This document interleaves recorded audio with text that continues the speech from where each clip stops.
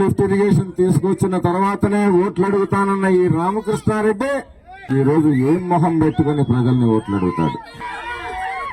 మేం చెప్తున్నాము, మనం గెలిచిన తర్వాత చంద్రబాబు నాయుడు గారి ప్రభుత్వం అధికారంలోకి వచ్చిన తర్వాత ఏడాదిలోపు వరికపూడిసల లిఫ్ట్ ఇరిగేషన్ ని పూర్తి చేస్తాము. ఆ నీళ్లు ఎస్సీ, ఎస్టీ, బీసీ, మైనారిటీగా కాకుండా వైసీపీ వాళ్ళు కూడా అనుభవిస్తారు. సామాజిక న్యాయం అంటే అది సమాజంలో అందరికీ ఆదుకోవటం అనేది.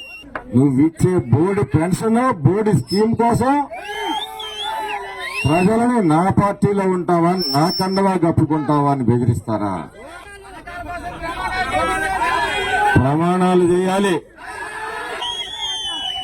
ఈ గుడంబ శంకర్లు రేపు ఓటుకి 10,000 ఇస్తామని కూడా రావచ్చు.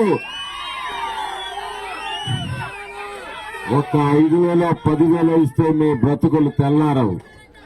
ఒక ఎకరాకి నీళ్లు వస్తే మీ బ్రతుకులు తెల్లారుతాయి.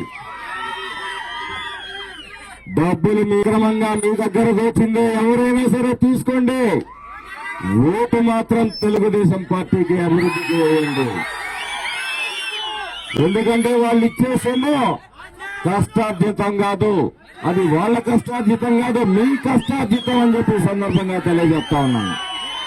సైకిల్ గుర్తుపై ఓట్లేసి తెలుగుదేశం పార్టీని గెలిపించి ఈ చీకటి రాజ్యంలో చంద్రుని వెలుగులు ప్రసాదించాలని మీ అందరినీ కోరుకుంటూ ఈ అవకాశం ఇచ్చిన గుండ్లపాడులోని ప్రతి గుండెకు కూడా ధన్యవాదాలు.